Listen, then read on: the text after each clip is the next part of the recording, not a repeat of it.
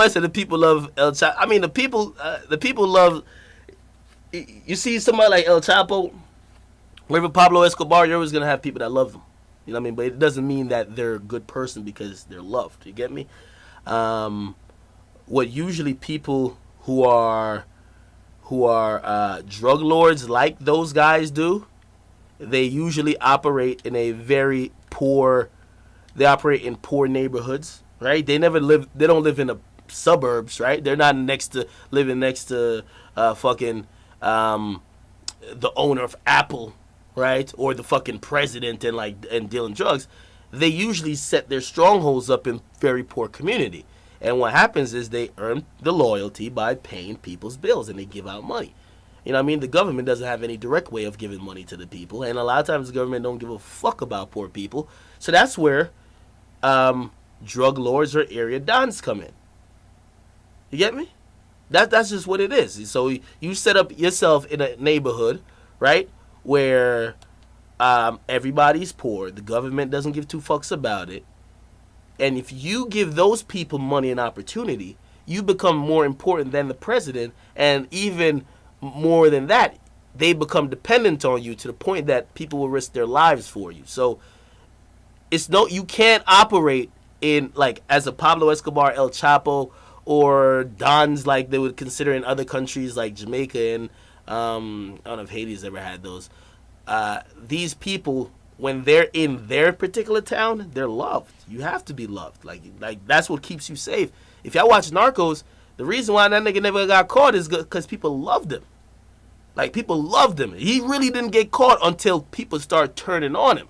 Like till they realize like, yo, he's actually because it was a lot of propaganda. Y'all niggas forget how, and that's why people always get at the media in a lot of things. Like they get at the media like, yo, the media makes Bush or Obama perceived a certain way. Like it's a lot of propaganda. If they put out a lot of propaganda, just like the government does, a drug lord does as well. That's just how it is.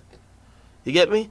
But with Pablo Escobar, until they realize this nigga's letting off fucking bombs, and in reality, he rather murder 1,000 people before he turned himself over, and also nothing was off limits, right? That's when they realized, like, yo, and finally the government could jump on it while he was weak and make him seem to be the worst of the worst, and then that's when the people said, all right, cool, you're right. He does need to give up or get killed. And then that's what happened. It's all about propaganda, man. You gotta have the people love you. Got him. Somebody said he's a terrorist. Hey, you gotta realize the terrorist thing is very subjective. Like the people around Pablo Escobar, they didn't think he was no terrorist. To the United States, he's a terrorist. To the Colombian government, they thought he was a terrorist. Where he was living, he was a hero. He was a hero because I think y'all don't understand. Like they mention in the movies, but I know this just from like growing up in a place like Jamaica, where it's a third world country and the government which barely helps out anyway. But in some places which are so poor, people like this exist, and that particular person.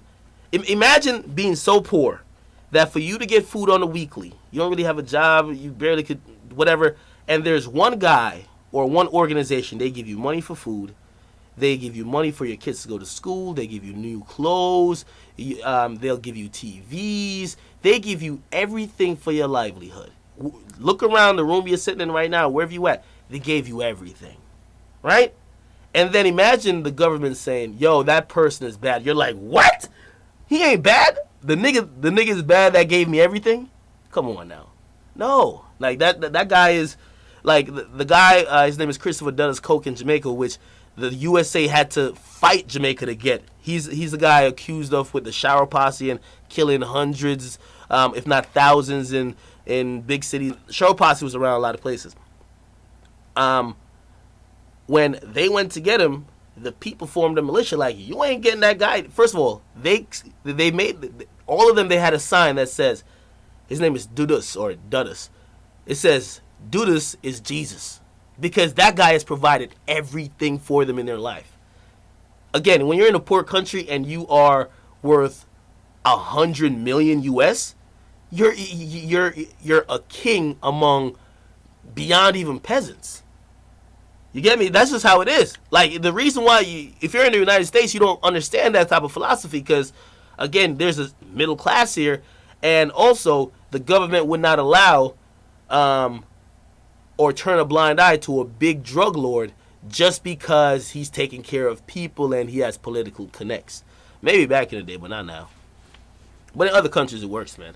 Trust me, it works, and that's just what it is. That's just what it is. So, yo, like, that's why I like the movie called I like not movie, but I like the series Narcos.